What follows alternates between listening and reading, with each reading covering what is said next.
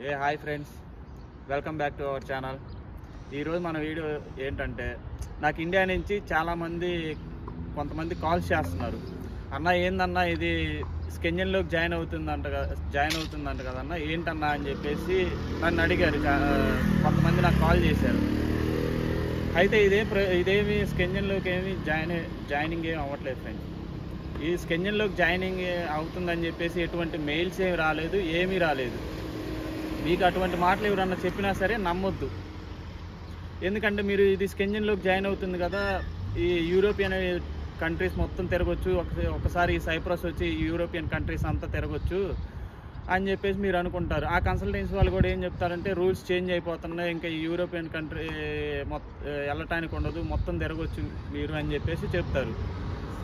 కానీ మీరైతే అటువంటి ఏమి నమ్మకండి. నేను ఇక్కడే ఉన్నా కదా, ఏమన్నా మెయిల్ వస్తే నేను ఖచ్చితంగా మీకు అప్డేట్ ఇస్తాను. అది స్కెంజన్లో జాయిన్ అవుతుంది అని చెప్పేసి నేను అప్డేట్ ఇస్తాను.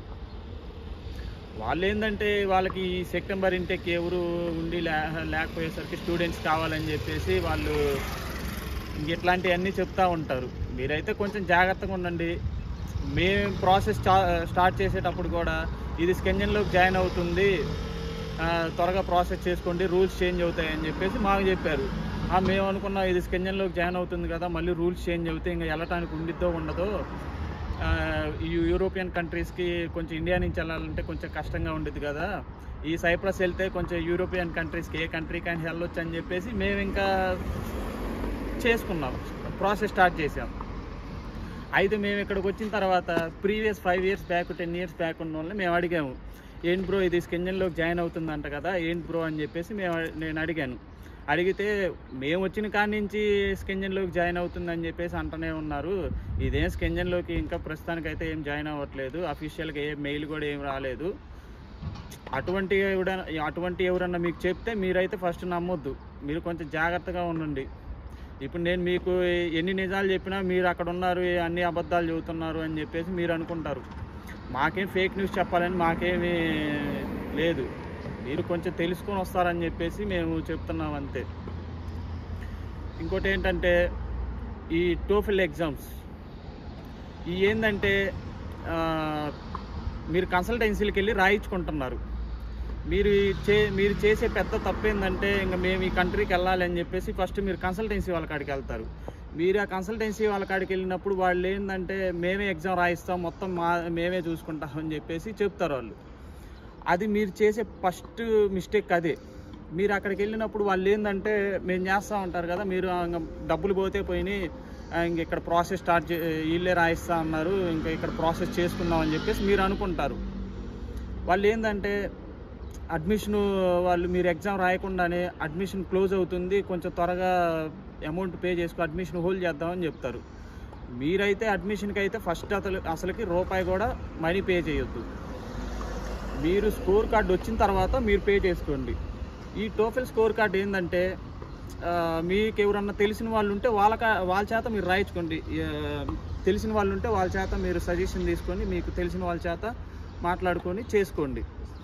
ఎందుకంటే మీరు ఆ కన్సల్టెన్సీ వాళ్ళ కాడికి వెళ్తారు, వాళ్ళు ఏంటంటే ముందుగానే ఆ టోఫెల్ ఎగ్జామ్ రాసే వాళ్ళతో కొంచెం బ్రో మేము ఈ ఇంటికి ఇంతమంది స్టూడెంట్స్ని ఇస్తాము, నువ్వు కొంచెం మాకు ఈ ఎగ్జామ్స్ రాయించు బ్రో అని చెప్పేసి చెప్తారు. వాళ్ళు సరే అని చెప్పేసి ఓకే అంటారు. ఈ కన్సల్టెన్సీ వాళ్ళు కూడా ఏంటంటే, ఆ ఎగ్జామ్ కాడ కూడా కమిషన్ తీసుకోవాలని చూస్తారు. నేను మీకు అందుకే జాగ్రత్తలు చెబుతుంది, ఆ ఎగ్జామ్ కాడ కూడా ఖచ్చితంగా కమిషన్ తీసుకుంటారు. నీకు ఒకవేళ స్కోర్ రాలేదనుకో, అది నా మిస్టేక్ ఏం కాదు బ్రో, అది నీ మిస్టేకే, నువ్వు ఎగ్జామ్ సరిగ్గా రాయలేదనుకుంటా అని చెప్పేసి అంటాడు. మళ్ళీ నువ్వే పే చేసుకోవాలి.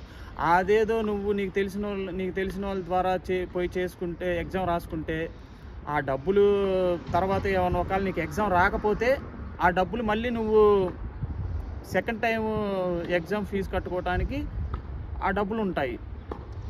మీరు మటుకు కొంచెం జాగ్రత్తగా ఉండండి. ఇంకోటి ఏంటంటే,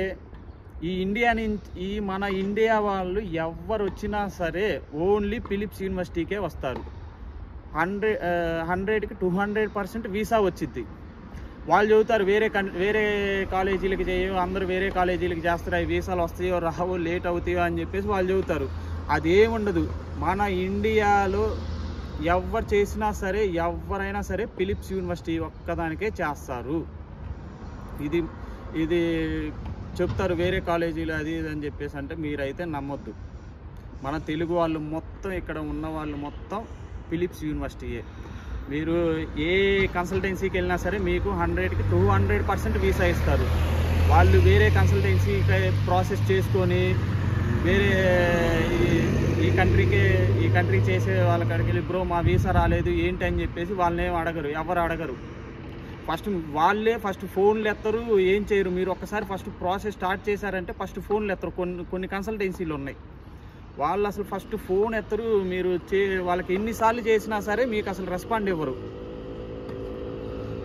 మీరు కొంచెం చూసుకొని ఏదన్నా కన్సల్టెన్సీ, మంచి కన్సల్టెన్సీకి వెళ్ళండి. ఇప్పుడు నా త్రూ వచ్చారు, నాకు తెలిసిన వాళ్ళు నన్ను యూట్యూబ్లో చూసి కొంతమంది కాంటాక్ట్ అయితే నేనే వాళ్ళకి పర్సనల్గా తీసుకెళ్ళి చేయించాను. వాళ్ళు ఇప్పుడు కొంచెం ప్రశాంతంగా హ్యాపీగా జాబ్ చేసుకుంటూ, వాళ్ళ కన్సల్టెన్సీ అతను వాళ్ళు ఫోన్ కూడా లిఫ్ట్ చేయట్లేదంట, వాళ్ళ నెంబర్ బ్లాక్ లిస్ట్లో పెట్టాడంట. మీరు ఇక్కడికి వచ్చిన తర్వాత కొంచెం కేర్ఫుల్గా ఉండాలి. ఏంటంటే మీకు అది కానివ్వను ఇది కానివ్వను అని చెప్పేసి మీ కాడ మళ్ళీ ఇక్కడికి వచ్చాక మనీ ఛార్జ్ చేస్తారు. ఇంటికాడ ఉండగా అక్కడ మనీ ఛార్జ్ చేస్తారు. బ్రో నేను నీకు తర్వాత ఇస్తాను, కొంచెం నాకు అమౌంట్ ఇవ్వు బ్రో, అక్కడికి వెళ్ళాక నీకు ఇప్పిస్తాను అని చెప్పేసి అంటారు. అసలు మీరు ఒక్కసారి మీ వీసా మీ చేతికి వచ్చిన తర్వాత మీరు అసలు ఆ ఇండియాలో ఆ ఏజెంట్లకి ₹1 కూడా ఇవ్వద్దు. ఇచ్చారు అంటే ఇంకా ఆ డబ్బులు వెనక్కి రావు, మీ నెంబర్లు కూడా బ్లాక్ లిస్ట్లో ఉంటాయి. వాళ్ళు ఖచ్చితంగా ఇక్కడికి వచ్చిన తర్వాత అసలే పట్టించుకోరు. వాళ్ళు చెబుతారు మా ఊళ్ళు అక్కడే ఉన్నారు, మొత్తం మా ఊళ్ళే చూసుకుంటారు, మా ఊళ్ళు మొత్తం సైప్రస్లోనే మీకు గైడ్ చేస్తారు అని చెప్పేసి చెబుతారు. అసలు ఫస్ట్ ఆ మాట చెప్పిన వాళ్ళకి ఇక్కడ ఫస్ట్ ఎవరు లేరు. ఎందుకంటే నేను 3 months ఇబ్బంది పడ్డాను. నేను చూశాను కదా, నేను 3 months ఖాళీగా ఉండి ఇంట్లోనే ఉండి ఖాళీగా ఉంటే తర్వాత నేను వేరే వాళ్ళని కాంటాక్ట్ అయ్యి వాళ్ళ ద్వారా మొత్తం చేయించుకొని ఇప్పుడు నేను హ్యాపీగా ఉంటున్నాను. మీరు కొంచెం జాగ్రత్తగా రండి.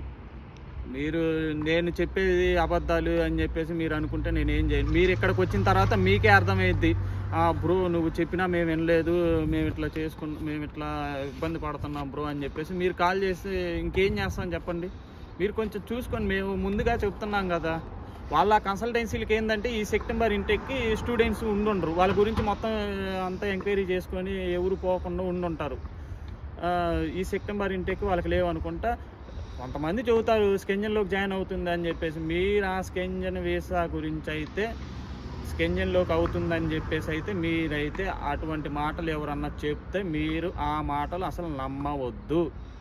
ఏమన్నా ఈ స్కెంజన్లోకి జాయిన్ అవుతుందని వస్తే, ఏమన్నా మెయిల్ అప్డేట్ వస్తే ఖచ్చితంగా దాని గురించి ఒక వీడియో తీసి పెడతాను.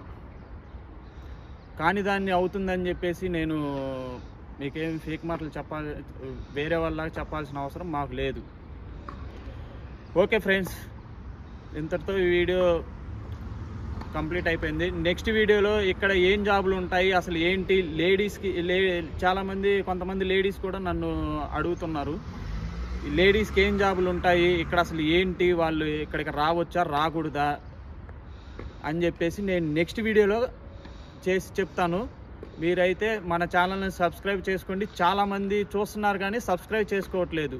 ఈ సైప్రస్ గురించి ఏమైనా అప్డేట్ కావాలంటే మన ఛానల్ని సబ్స్క్రైబ్ చేసుకోండి, లైక్ చేయండి.